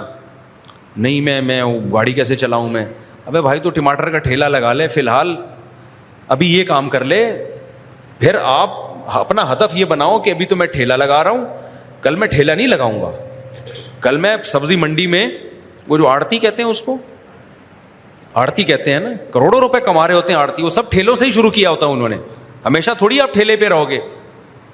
تو کچھ تو ہلو جلو، کچھ کرو، آپ محنت کرو۔ محنت نہیں کرتے اس کا بڑا نقصان ہوتا ہے۔ پتہ ہے کیا کرتے ہیں ہمارے نوجوان؟ جیسے انہوں نے بتایا کہ میں موبائل مارکیٹ میں گیا تو کچھ آمدنی نہیں ہوئی تو میں چھوڑ چھاڑ کے بیٹھ گیا۔ ابے بھائی تو 1 سال کا تو ہدف بنا کہ 1 سال کنٹینیو میں نے محنت کے ساتھ ایک کام کرنا ہے۔ جب انسان کسی کام میں گھس جاتا ہے نا، اس کے بعد اس کی راہیں کھلنا شروع ہوتی۔ میں ایسے پشتو بولنے والوں کو جانتا ہوں کوئٹہ اور پشاور کے، چھوٹے سے کام سے انہوں نے شروع کیا لیکن جت گئے اس میں۔ آج جاپان میں ان کے ذاتی شو روم ہے، جاپان نے ان کو نیشنلٹی دی ہوئی ہے۔ سمجھتے ہو کہ نہیں سمجھتے؟ ہمارے ہاں مسئلہ یہ کہ ہوٹل کا دیکھ لو نا، جب لسانی فسادات ہوئے تھے کراچی میں قوم پرستی کے، تو کوئٹہ والوں کو یہاں سے بیچاروں پہ ظلم ہوا، ان کو یہاں سے کاروبار بند کر کے نکالا گیا۔ اب ایک کوئٹہ وال کا ہوٹل تھا ادھر انڈا موڑ پہ، میں فجر کی نماز کے بعد جا کے پراٹھا کھاتا تھا وہاں، میری عادت تھی، مجھے بڑا مزے کا لگتا تھا پراٹھا نہیں تو کبھی چائے پی لی۔ فجر کی نماز کے بعد واکنگ کرتے کرتے نا پہنچ جاتے تھے۔ اب اس بیچارے کو نکال دیا، اس کا ہوٹل بند کر کے، اللہ کرے دوبارہ کھل گیا اور پھر حالات بعد میں ٹھیک بھی ہو گئے کراچی کے، تو وہ نکل گیا بیچارہ۔ اس کو، وہ محنتی تھے، وہ صبح 3 بجے سے بچہ اٹھے ہوئے ہوتا، ان کا بیٹا بھی ہوتا تھا، خاندان کے لوگ بھی، وہ ہوٹل کی صفائیاں اور چائے بنانا شروع۔ اب میں جب گیا ہوں نا، جس کی بندے کے ہاتھ میں آیا وہ ہوٹل، میں گیا ہوں تو وہ پڑا ہوا خراٹے لیا ہوا سو رہا ہے۔ وہ کراچی کا ہی وہ لونڈا تھا، اس کمبخت سے اٹھا ہی نہیں جا رہا صبح کو۔ میں نے کہا اس کا باپ چلائے گا یہ ہوٹل، صحیح ہے نا؟ 10 بجے گیا ہو پھر بھی پڑا ہوا ہے، پھر کوئی اٹھا ہے تو یوں صفائی ہو رہی ہے، پھر وہ ایسا ہے۔ تو میں نے کہا یہ ان کے، وہ پہلے میمز آتی تھی نا، تیرے بس کا تجھ سے نہیں ہو پائے گا، ٹھیک ہے نا؟ تو آپ یہ جو ہوٹل چلانے والے لوگ ہیں نا، جن کے بزنس ہیں، آپ جا کے ان کی محنت تو دیکھو۔ 3 بجے سے اٹھے ہوئے ہوتے ہیں، وہیں سے وہ چائے بنانا شروع کر دیتے ہیں، ہوٹل کی صفائیاں ہو رہی ہیں اور ایسے ایکٹیو نظر آئیں گے۔ پوستیوں کا کام تھوڑی ہے بھائی۔ تو آپ کا کیا خیال ہے پہلے دن سے ایسا ہو گیا ہوگا؟ قطعاً نہیں۔ میں ایک سبزی والے کو دیکھا، ریڑھی لگا کے سبزی بیچتا تھا، ہم نے تو زندگی اسی سوسائٹی میں گزاری ہے بھائی، سبزی بیچتا تھا ریڑھی لگا کے، اور پھر اس نے اتنی محنت کی ہے، بالآخر اس کی بہت بڑی شاپ بن گئی، پھر سبزی منڈی میں چلا گیا۔ تو جو کام کریں نا، ایک دم سے نوٹ گرنا نہیں شروع ہو جاتے، جد جائیں اس کام میں، محنت کریں، اس کے بعد جا کے پھل ملتا ہے۔ پنجاب نے جو ترقی کی ہے نا، وجہ اس کی ہے کہ پنجابی قوم محنتی بہت ہے، من حیث القوم، کچھ سست تو ہر جگہ ہی ہوتے ہیں۔ میں نے پنجاب میں بہت ٹائم گزارا ہے، میں نے پنجاب والوں کو بڑے قریب سے دیکھا ہے۔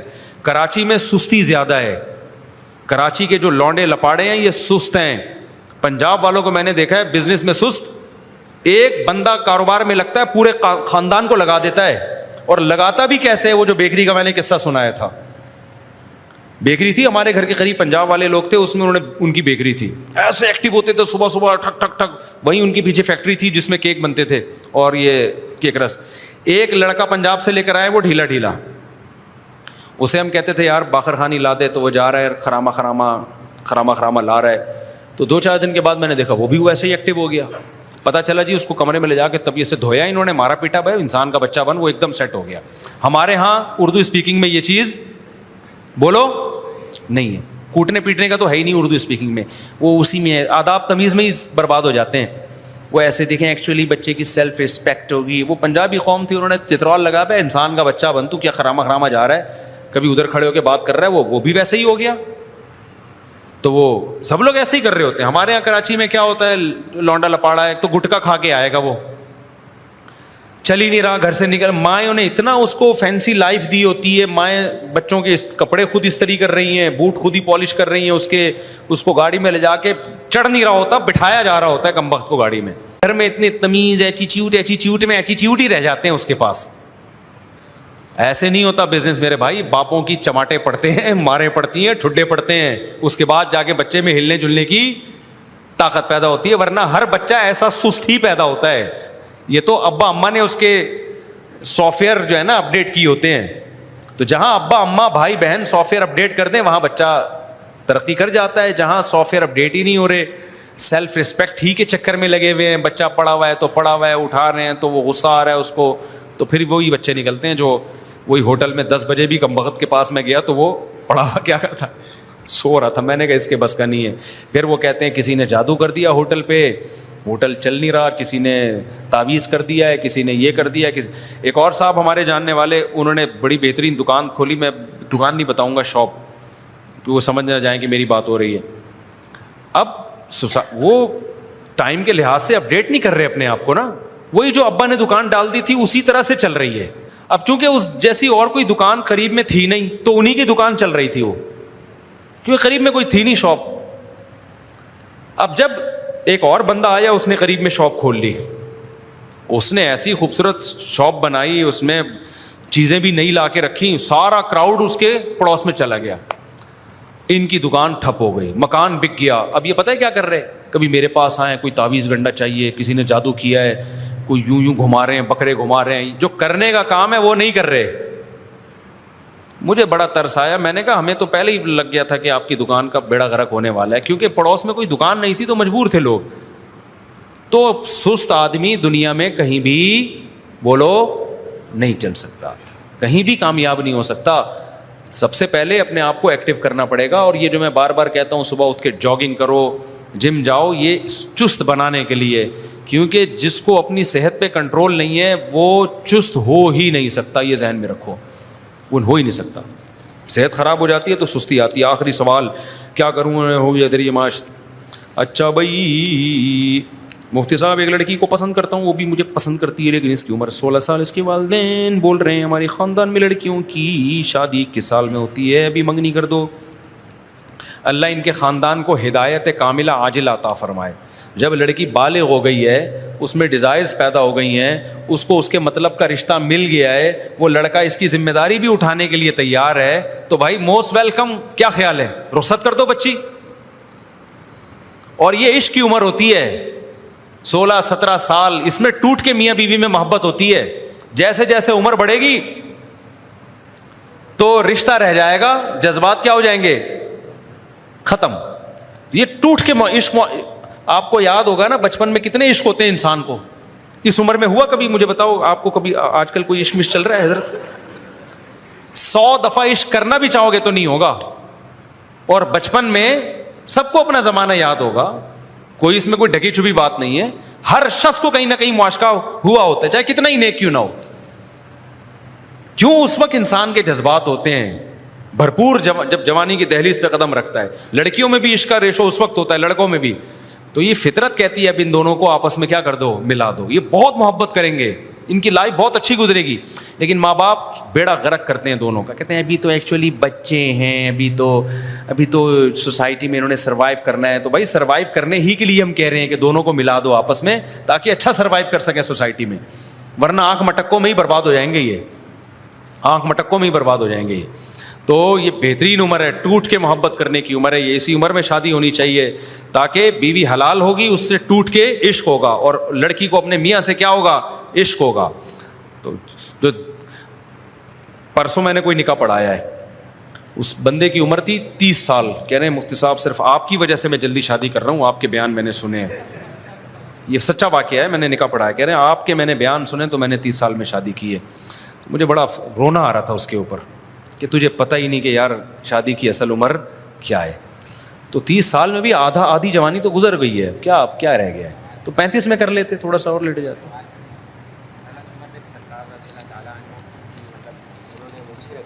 ہاں جائز ہے, مونچھیں بڑی رکھنا بھی جائز ہے. ہونٹ کا جو بالائی کنارہ ہے وہ کھلا ہوا ہونا چاہیے. بہتر ہے نہ رکھیں مونچھیں, لیکن رکھنا بھی جائز ہے. ہاں حضرت عمر کی بڑی مونچھیں تھی, پوری یہاں سے نکلی ہوئی تھی, ادھر تاؤ دیتے ہیں. کچھ ٹائم نہیں جو تھی, جو سیرت کی جو کتابوں میں ملتا ہے, تو یہاں سے بڑی بڑی مونچھیں تھیں ان کی. لیکن عبداللہ بن عمر جو حضرت عمر کے بیٹے تھے ان کی نہیں تھی, کیونکہ وہ نبی صلی اللہ علیہ وسلم کی ظاہری لحاظ سے بھی بہت زیادہ آپ صلی اللہ علیہ وسلم کو فالو کرتے تھے. تو بہتر ہے نہ رکھی جائیں, کوئی رکھ لے تو بھی ٹھیک ہے. جماعت میں بعد میں بتائیں گے, بہت ٹائم بہت ہو گیا. میں پوری رات کا جاگا ہوا ہوں, میں سویا نہیں ہوں رات کو, تو میں بہت تھوڑا سویا ہوں. تو میری کھوپڑی اب ایسا نہ وہی ہو جائے جو گھر میں ہوا تھا. یہ 16 سال والا ہو گیا. کوئی یہاں سے کسی نے کوئی سوال پوچھنا ہے تو پوچھ لیں.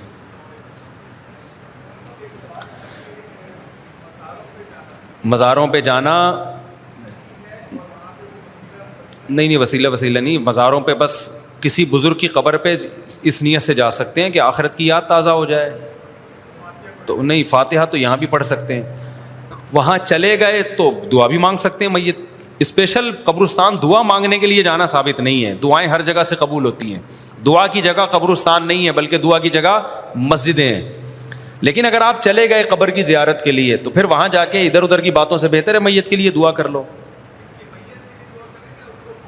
میت کے لیے دعا کریں, میت سے دعا نہ مانگیں, وہ تو حرام ہے. نہیں, یہ کوئی چیز ثابت نہیں ہے.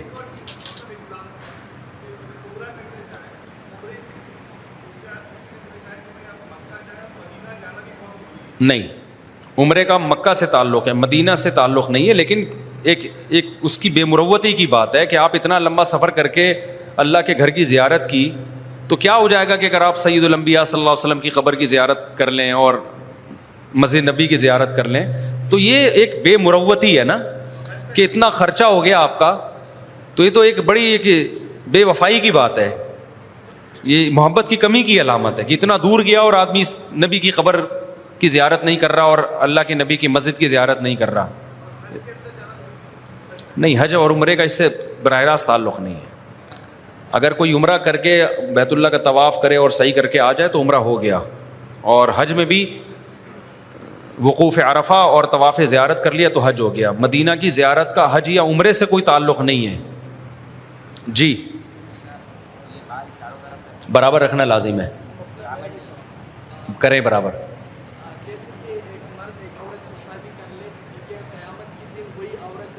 ہاں, اور پھر کہیں اور شادی کر لے تو پھر وہ آخری والا جو ہوگا وہ ملے گا اس کو. لاسٹ میاں کے ساتھ رہے گی, وہ لاسٹ والے میاں کے ساتھ, اگر وہ جنت میں گیا.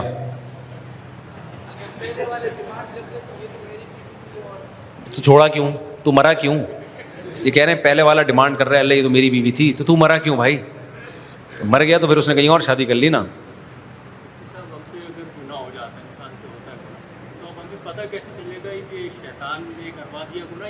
ہاں, یہ بھائی کا بڑا پیارا سوال ہے. کہہ رہے ہم سے اگر گناہ ہو گیا تو ہمیں پتہ کیسے چلے گا کہ یہ شیطان نے کروایا ہے یا ہمارے اپنے نفس نے کروایا ہے؟ دیکھیں, نفس جو گناہ کرواتا ہے نا, وہ گناہ ہے جن کا نفس کو دل کرتا ہے. شیطان کیا کرتا ہے کہ اس گناہ کو آپ کی نظر میں مزین بنا دیتا ہے. بہت ساری چیزوں کا ہمارا دل کرتا ہے, لیکن عقل کہتی ہے غلط ہے. یہ دل تو ہر چیز کا کر رہا ہوتا ہے. دل تو ہر نیک آدمی کا بھی برائی کا دل کر رہا ہوتا ہے. جیسے آپ کو شوگر ہے, لڈو ہے, تو کھانے کا دل تو کرے گا نا.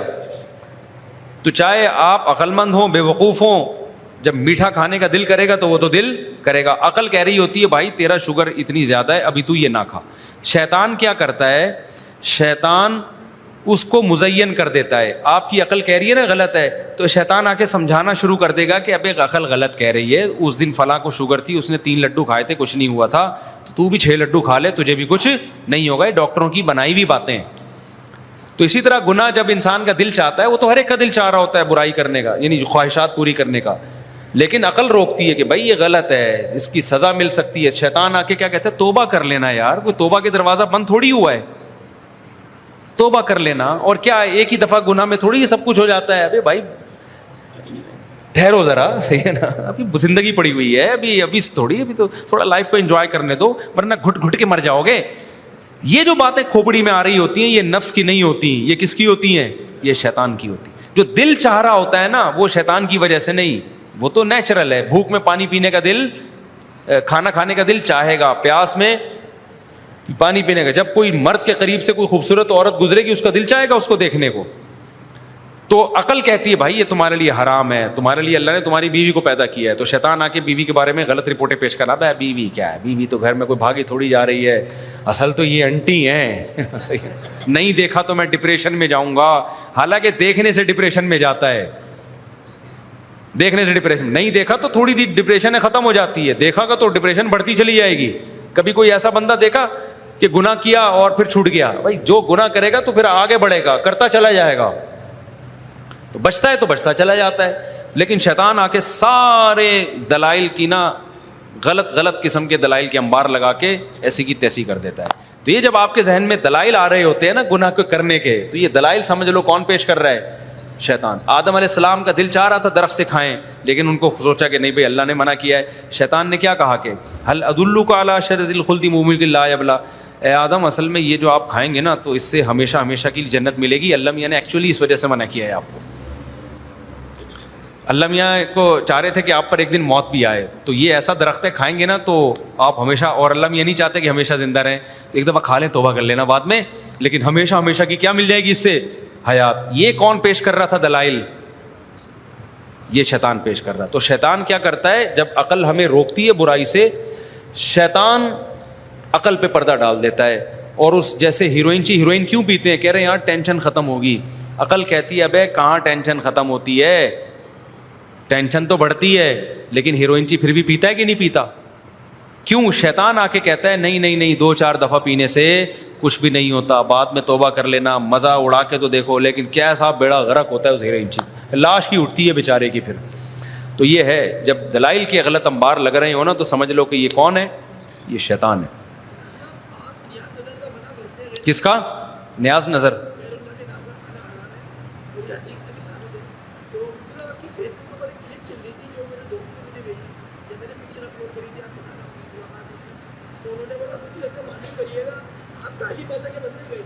کالی ماتا کا مندر. ابے پرساد نہیں کھا رہا تھا میں مندر گیا تھا، بالکل گیا تھا. اچھا لوگ کہتے ہیں مفتی صاحب مزار جانے سے منع کرتے ہیں، اس دن فلاں قبر پہ گئے ہوئے تھے. اور بھائی ہم نے علی الاطلاق نہ مندر جانے سے منع کیا نہ قبرستان جانے سے منع کیا. عبادت کے لیے مندر جانا منع ہے، یا ہندوؤں کو موٹیویٹ کرنے کے لیے کہ بہت اچھا کر رہے ہو شاباش کرتے رہو، یا مزار پہ جا کے بدعتیں کرنا یا بدعت کی نیت سے جانا یہ منع ہے، یا میتوں سے مانگنے کے لیے جانا منع ہے. تو ہم جو مندر گئے عبادت کے لیے تھوڑی گئے، نہ پرساد کھانے کے لیے گئے. ہم وہاں گئے ہیں ایک ولاگ بنانے کے لیے تاکہ انڈیا کے لوگوں کو پتہ چلے کہ تمہارے مندر یہاں محفوظ ہیں. دیکھو یہ پنڈت کتنے آرام سے بیٹھے ہوئے ہیں، کوئی تنگ کرنے والا نہیں ہے. تو اس سے پتہ چلتا ہے کہ اقلیتیں جو ہیں پاکستان میں وہ محفوظ ہیں، ان کی عبادت گاہیں بھی محفوظ ہیں، کھلے عام ہندو جاتے ہیں. تو انڈیا میں مسلمانوں کی مسجدیں بھی اسی طریقے سے محفوظ ہونی چاہیے.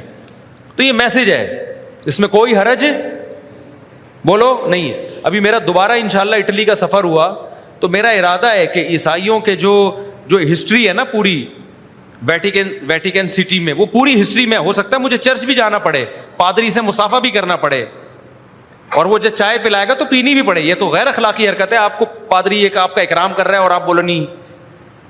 وجہ کیا ہے کہ میں تاکہ عیسائیت کا ایک ہسٹری پیش کروں، اس سے ہمارا ایمان بڑھتا ہے، کیونکہ عیسیٰ علیہ السلام سے محبت تو ہمارے ایمان کا بھی جزو ہے نا.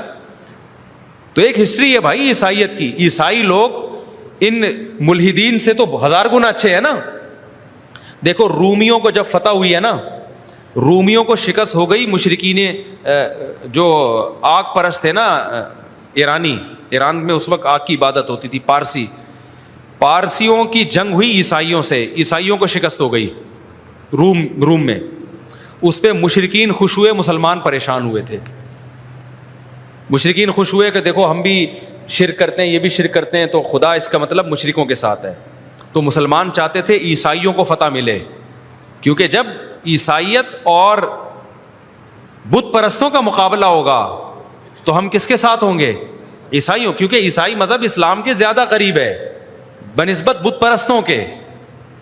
میں سمجھا پا رہا ہوں اپنی بات؟ تبھی قرآن نے بھی عیسائیوں کو اور یہودیوں کو الگ, جو اہل کتاب ہیں ان میں, جو یہودی لڑ رہے ہیں ہم سے اسرائیل میں, ان کی بات میں نہیں کر رہا, لیکن نارمل یہودی کی بات کر رہا ہوں یا نارمل عیسائی کی بات کر رہا ہوں. تو ان کو تو قرآن زیادہ پروٹوکول دیتا ہے. ان کو قرآن کیا کہتا ہے؟ وَلَا تُجَادِلُوا أَهْلَ الْكِتَابِ إِلَّا بِالَّتِي هِيَ أَحْسَنُ. اہل کتاب سے بحث کرو اچھے طریقے سے. مشرکین سے بات کا اور اہل کتاب سے بات کا انداز میں کیا ہونا چاہیے؟ فرق ہونا چاہیے. تعالوا إِلَىٰ كَلِمَةٍ سَوَاءٍ بَيْنَنَا وَبَيْنَكُمْ, آؤ ایسی بات کی طرف ہمارے اور تمہارے درمیان متفق ہے. تم بھی عقیدہ توحید کے دعوے دار ہو, ہم بھی عقیدہ توحید کے دعوے دار ہیں, تم بھی پیغمبروں پر ایمان رکھتے ہو, ہم بھی. تو میرا تو ارادہ ہے, میں اٹلی گیا تو میں تو ابھی صحیح میری پیاس بجھی نہیں ہے وہاں. میں تو ایک چلتے چلتے میں ویٹیکن سٹی کا ہلکا پھلکا سا ولاگ بنا لیا تھا, ابھی تو میرا تمیز سے جانے کا ارادہ ہے. اور وہاں تو مجھے پتا چلا اٹلی میں ایک گاؤں ہے جو بہت صدیوں پرانی آبادی ہے وہاں پہ, یعنی آبادی کا مطلب ان کی اولادیں, کلچر وہی رکھا ہوا ہے جو عیسائیت کا کلچر تھا. تو میرا تو ارادہ میں اٹلی کے اس شہر میں جاؤں گا اور پھر جو اصل عیسائیت کا ایک زمانے میں ونس اپون اے ٹائم جو کلچر ہوا کرتا تھا وہ ہائی لائٹ کروں گا میں, تاکہ پتہ چلے کہ یہ جو آج جو الحاد پھیلا ہے نا مذہب سے بغاوت, اس کے سائیڈ افیکٹ کیا ہیں. عیسائیت کم از کم اس الحاد سے تو اچھی تھی نا. عیسائیت میں ہومو سیکچولیٹی تھوڑی تھی. مذہب کو آپ کسی بھی درجے میں فالو کرتے ہیں تو یہ پھر بھی بہتر ہے, بالکل مذہب کا لبادہ آپ نے جو اتار کے پھینک دیا. عیسائیت آپ کو ہومو سیکشولیٹی کی اجازت نہیں دیتی. تو اگر آپ الحاد دنیا میں پھیل جائے گا, یہ تو ایک صاحب نے کہا کہ ہم رشیا سے تعلقات بنائیں گے, امریکہ سے ہماری دشمنی ہوگی. اب ہم رشیا بلاک کا حصہ ہم بننا چاہیے, امریکہ سے ہمیں. تو میں نے ان سے کہا, میں کوئی سیاسی, مجھے نہیں زیادہ اس بارے میں معلومات, لیکن امریکہ رشیا سے بہرحال اچھا ہے. سمجھ میں آ رہی ہے بات؟ امریکہ رشیا سے کیا ہے, یعنی آپ آسمان سے گرے اور اٹکے کس میں؟ کھجور میں اٹکو گے جا کے. امریکن کسی نہ کسی درجے میں اہل کتاب ہیں. رشین نے جو ہسٹری میں ظلم کیا ہے نا, جو ملحد اور ایتھیس لوگوں کے جو ظلم ہے وہ بہت خطرناک نوعیت کے ہیں. اہل کتاب پھر بھی ان کی نسبت تھوڑا سا ان میں رحم کا جذبہ ہے. چائنا میں جو ظلم ہوتا ہے نا, وہ آپ امریکن اور اسرائیل کے ظلم کو بھول جاؤ.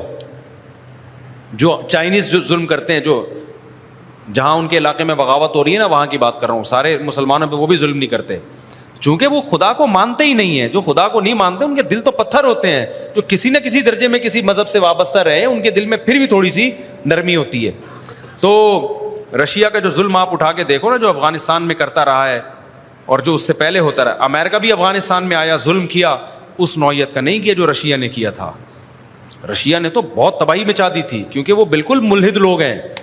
تو اس لیے جب کمپیئر کیا جائے گا, ہماری نظر میں سارے اسلام دشمن ہیں, جب کمپیئر کیا جائے گا تو اہل کتاب کو پروٹوکول دیا جائے گا. سمجھتا نہیں ہے نا بات کو, جب نہیں پڑھے گا رات کو تو کیسے سمجھے گا بات کو؟ چھٹی, میرا خیال ہے مجھے بھی معاف کر دو. قادیانی بالکل ٹھیک نہیں ہے بھائی, ان سے لین دین جائز نہیں ہے. ہاں, قادیانی وجہ اس کی ہے کہ وہ اپنے کفر کو اسلام, دیکھو عیسائیت اپنے آپ کو اسلام سے تعبیر نہیں کرتے, وہ کہتے ہیں ہم مسلمان نہیں ہیں. تو اسلام اور عیسائیت جدا جدا ہیں. لیکن قادیانی کا جرم یہ ہے کہ وہ کافر ہیں اور اپنے کفر پہ لیبل کس کا لگا رہے ہیں؟ اسلام کا. ایک جھوٹے نبی کو محمد صلی اللہ علیہ وسلم کی طرف منسوب کر رہے ہیں.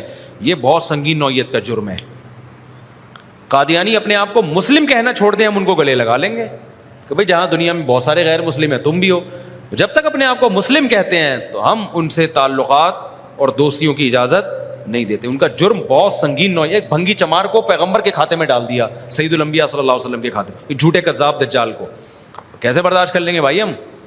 یہ تو غیرت کا مسئلہ ہے. میرا سوال یہ ہے کہ مولانا طارق جمیل صاحب نے اپنے بیٹے کی تدفین کے بعد قرآن خوانی کا اعلان کیا تھا, اور دوسری بات یہ کہ وہ تو اس پہ بیان ہو چکا نا. مجھے پتہ نہیں, کیونکہ میرے ساتھ مسئلہ یہ ہوا کہ میرے ڈپارٹ پہ ایک بندہ میرے پیچھے لگ گیا ہاتھ دھو کے, ٹھیک ہے, میں نے اینول چھٹیاں لے لی, لیکن گھر پہ بھی نا مجھے کال میسج کر کے پریشان کیا ہوا ہے. تو ان سے بولو بھائی ہم تو کسی فرد واحد کا کوئی عمل کی حجت تو نہیں ہے نا ہمارے لیے.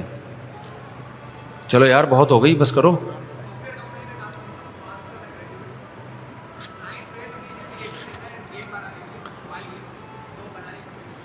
گیم بنانا جائز ہے, بہتر نہیں ہے, جائز ہے, کوئی اس میں حرام چیز نہ ہو تو جائز ہے.